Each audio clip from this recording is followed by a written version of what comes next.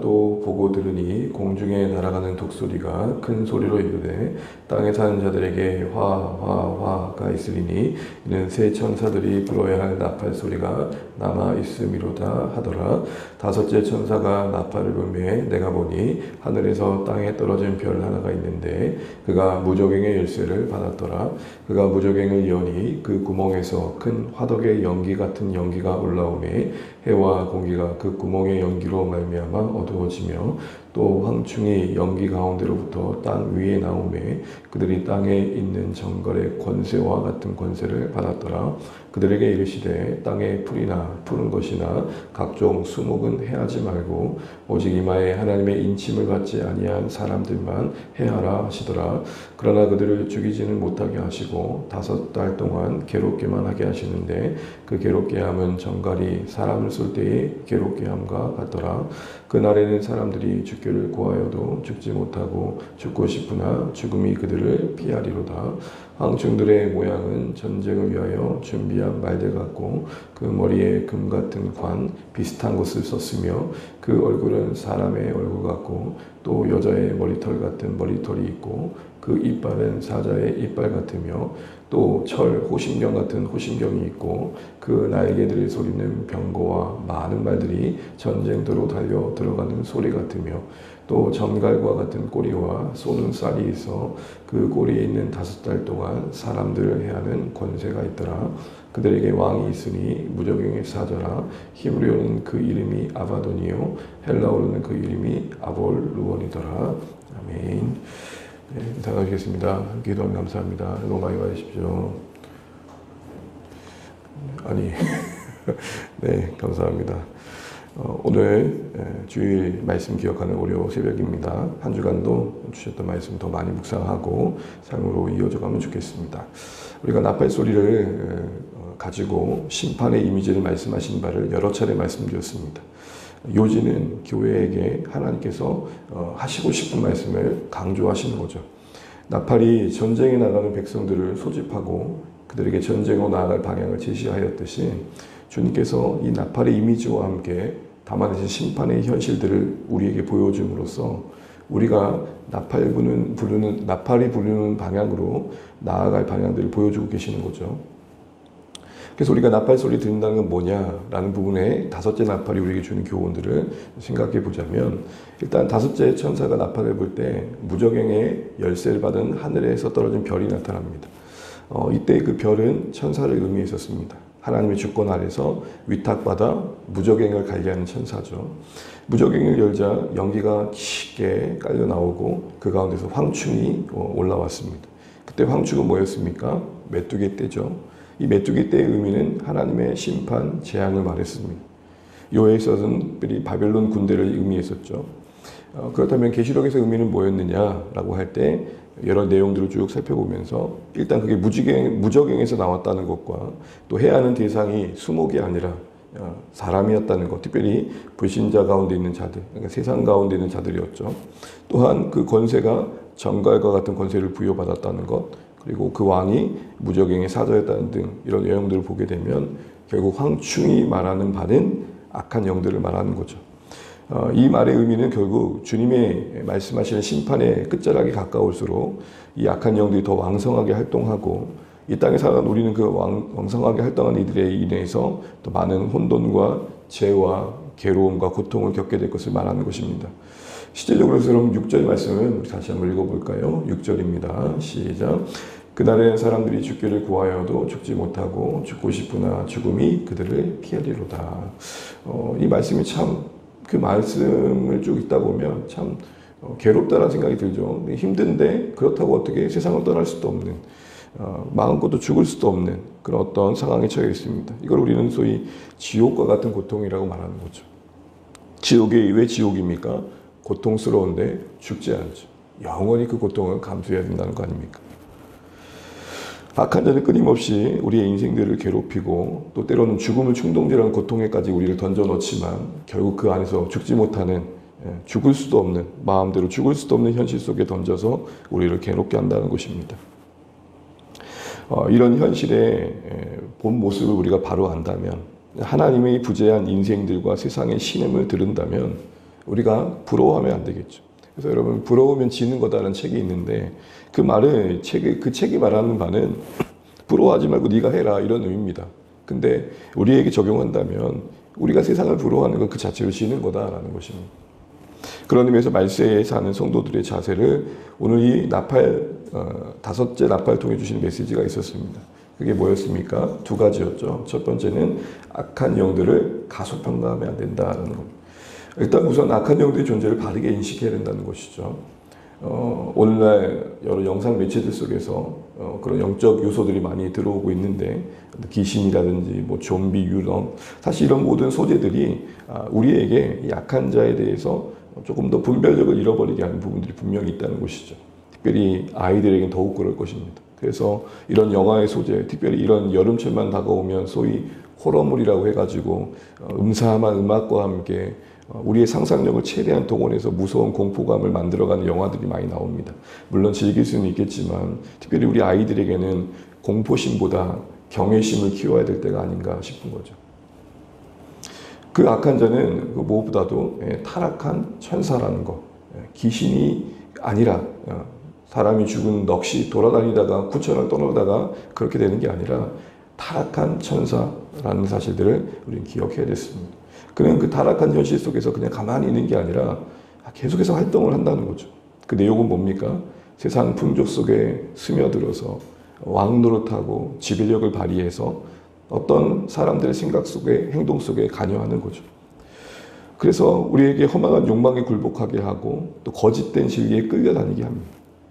이 세상에 여전히 각종 이단들이 존재하고 소위 사교 집단들이 가능한 이유는 그 안에 악한 자가 있기 때문일 것입니다. 대중문화 속에서도 인간의 악이 미화되어지는 것, 그리고 끔찍한 범죄 현장을 보면 인간이 어떻게 이럴 수 있지? 라는 생각들을 하는 그 현장 속에 분명히 악한 자의 개입이 있을 겁니다. 황충처럼 때를 지어다니면서 이것저것을 갉아먹는 그 악한 자의 활동이 있다는 거죠. 그래서 에베소서 말씀에 이런 말씀이 있었죠. 불순종의 아들들 가운데 역사하는 영이라. 그가 이 세상의 풍족 속에 관여하고 공중의 권세 잡은 자로 일하고 있다라고 말합니다. 그로 인해서 사람들은 육체의 욕심과 그리고 그 세상 풍조를 따라 살아가고 있고 결국 본질상 하나님의 그 진노의 자리를 벗어나지 못하고 있다라고 말합니다. 오늘 본문에서도 7절부터 11절에 보면 길게 그 황충을 묘사하고 있는데 메뚜기를 부분적으로 강조해서 표현한 거지만 거기에 황충이 상징하는 악한 영의 속성을 담아내고 있었죠. 하나씩 하나씩 봤었습니다. 뭐뭐와 같다고 비교되어진 그 내용들 속에 우리는 악한 자가 얼마나 두루다니며 삼킬 자를 찾고 있는지, 그가 얼마나 강한 존재인지, 그에게 주어진 권세가 얼마나 막강한지, 또한 그가 얼마나 간교한지, 그가 또한 때로는 광명의 천사처럼 얼마나 우리에게 부드럽게 유혹으로 다가오는지, 또한 무엇보다도 쉽게 물러나지 않는 싸움의 결의를 가지고 있다는 사실들을 확인했었습니다. 모든 걸 동원해서 위 같은 하나님의 백성들을 무너뜨리고 세상이 그 진노의 현실 안에서 그대로 머물도록 공포감을 조장하고 있다는 것들을 우리가 살펴봤습니다. 이러한 묘사된 그 악한 자의 속성 속에서 우리는 악한 자의 그 활동을 가볍게 여기면 안 되겠다라는 생각을 하게 되는 거죠. 그러고 보면 숱한 하나님의 사람들이 많은 유혹들 앞에 넘어졌던 것들을 기억합니다. 여러분, 골리앗을 넘어뜨렸던 다윗이 유혹 앞에 정작 그 자신도 무너지죠. 아무리 믿음의 업적을 쌓아도 빈틈으로 스며드는 유혹 앞에 우리도 때로는 어쩔 수 없이 무너지는 경우가 있는 것이죠. 이것은 결국 우리에게 뭘 요구하는 겁니까? 겸손히 하나님의 능력을 의지하는 하루하루를 살아야 됨을 말하는 것입니다. 우리가 찬양했지만 일하기 전마다 너 기도하라. 우리의 일터가 놀이터가 아닌 싸움터라는 거죠. 우리의 살아가는 삶의 하루하루가 전쟁터라는 것입니다. 치열한 총과 대포 소리가 오고 가진 않지만 악한 자가 늘 우리를 하나님 편에서 살아가지 못하도록, 하나님을 신뢰하지 못하도록 끊임없이 기회를 엿보고 시험에 들게 하고 시험에 빠지게 하고 그래서 결국에는 그 하나님의 뜻으로부터 벗어나도록 우리를 유혹하는 현실 속에 있다는 사실 속에서 우리는 깨어 기도해야 된다는 거예요. 그래서 여러분, 주의 백성들이 마땅히 매일같이 구해야 할 주기도문 속에 이미 시험에 들게 하지 마옵시고 악에서 구하여 주옵소서라고 기도했던 것입니다. 여기서 들게 하지 마옵시고의 의미는 뭡니까? 빠져서 허우적대지 않게 해주십시오라는 것입니다. 늘 은혜 아래 머물면서 어떻게 하면 순종할까를 생각하는 자리에 있어야지 그 시험에 빠져서 허우적대면서 거기서 머물러 있어서 안 된다는 거죠. 그래서 이 구함의 의미를 하이데베르크 교리문답에서 잘 설명했었습니다. 이런 의미였습니다. 우리는 너무 연약해 스스로는 한순간도 설 수 없사오며 철전지 원수인 마귀와 세상과 우리의 육신이 우리를 쉴 새 없이 공격하오니 주님의 성령의 능력으로 우리를 붙드시고 강하게 하시사 우리가 이 영적 전쟁에 져서 쓰러지지 않게 해주시고 완전한 승리를 거두기까지 오늘도 우리 원수를 굳세게 대행할 수 있도록 도와 주옵소서. 이런 깨어있음이 오늘 이 묘사된 악한 자의 모습 앞에서 신자들이 적용할 부분입니다. 두 번째로는 그렇다고 해서 가대평가할 것도 아니라는 것입니다. 결론적으로 악한 자도 한계와 하나님의 주권 아래 제한된 존재라는 것이죠. 그를 너무 대단하게 여겨서 모든 것을 그의 탓으로 돌리는 것도 잘못된 것입니다. 분명 그가 유혹하는 게 맞지만 결국 그 유혹을 덥석 무는 건 우리의 죄된 본성이며 나의 못난 선택이죠. 결국 책임은 나에게 있는 것입니다. 모든 책임을 악한 자에 떠넘기면서 내가 너 때문에 이렇게 됐다라고 말할 수 있는 게 아니라는 것입니다. 그가 아무리 대단해도 여러분 이거 하나 기억하십시오. 그가 우리를 죄 짓도록 하지는 않는 것입니다. 죄를 짓는 방향으로 우리를 유혹할 수는 있지만 결국 죄 짓는 선택은 우리가 하는 것입니다. 마지막으로 두려워하지 말자 말씀드렸습니다. 어떻게 보면 이 내용이 오늘 이 다섯 나팔을 부는 그 현장 속에서 그 악한 자의 왕성한 활동은 있지만 그게 제한된 현실 속에 있다는 사실을 드러내 보여주심으로써 당시 교회에게 주시고 싶었던 교훈일 것입니다.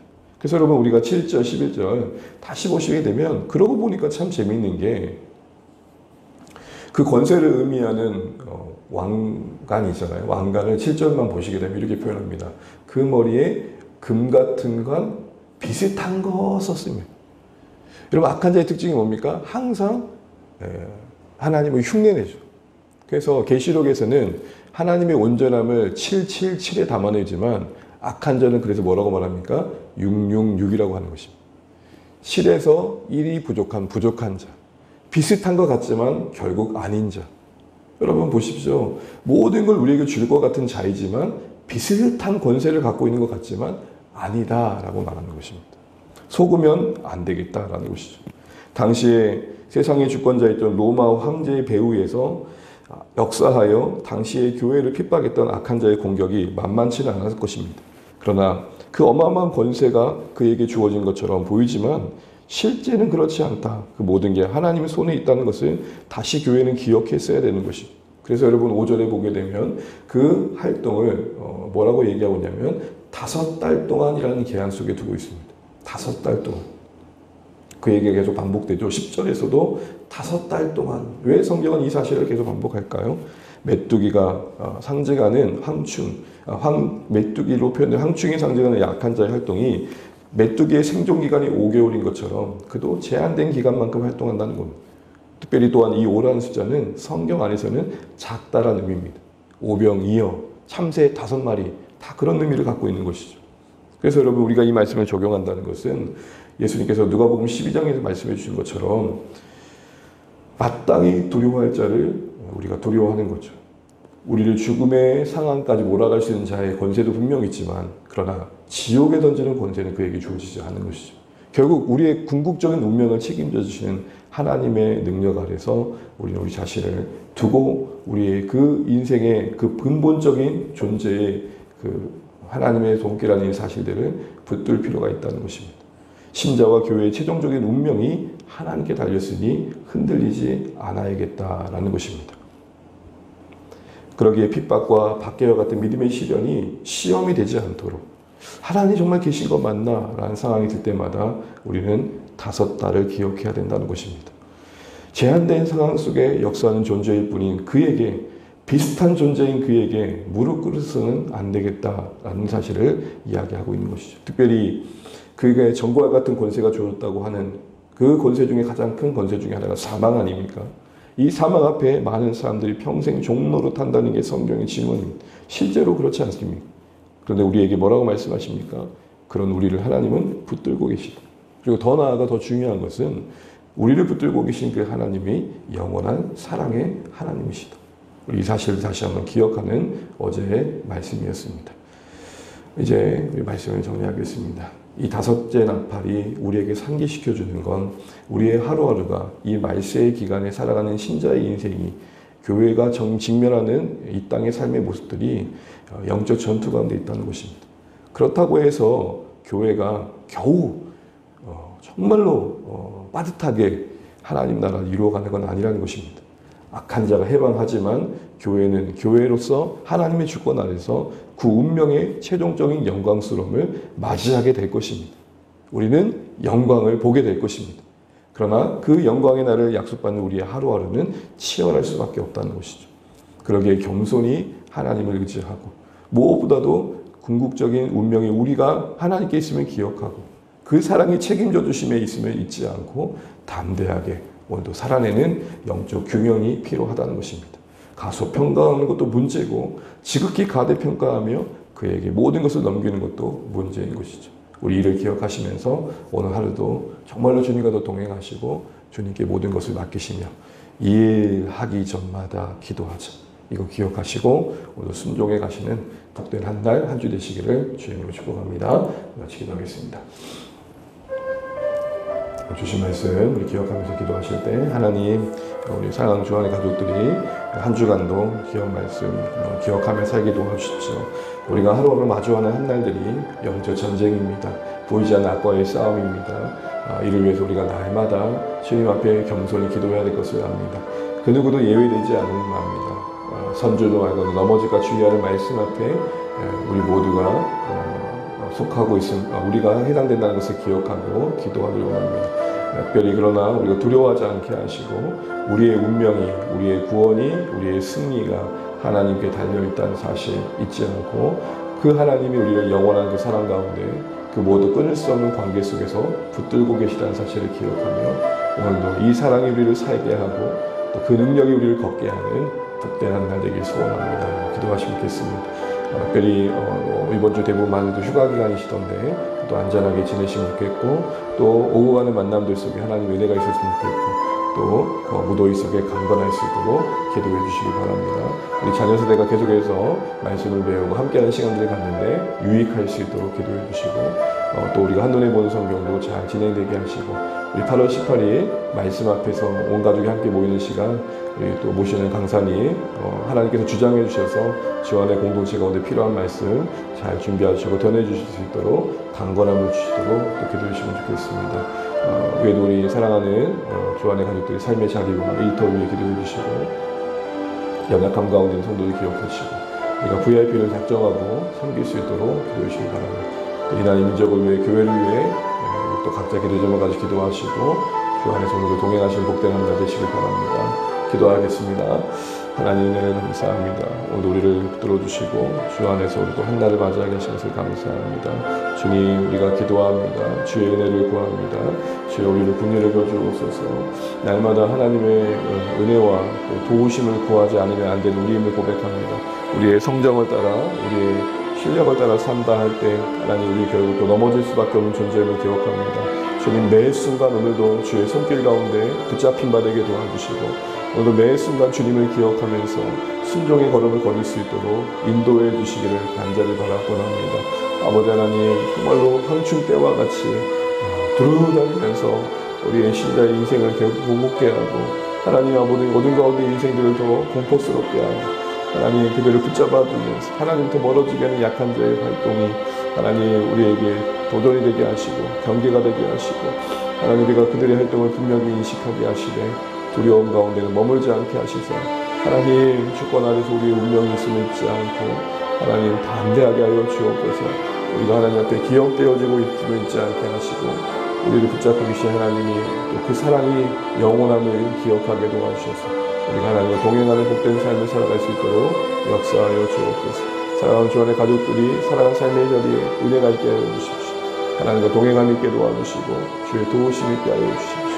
아니 여름신앙 훈련이 잘 진행되게 하시고 정말 우리가 더 하나님을 사랑하고 섬기는 자리에 설 수 있도록 은혜 베풀어 주옵소서. 우리 사랑 손을 강건하게 도와주시고 하나님 지치지 않도록 도와주시고 이 무더위 가운데 하나님의 도우심을 맛보게 하여 주옵소서. 주님 감사합니다. 사랑하는 어머니 또 하나님 아버지 또 다시 한번 VIP를 듣게 하시고 우리가 함께 영원 생명에 동행할 수 있도록 역사하여 주옵소서.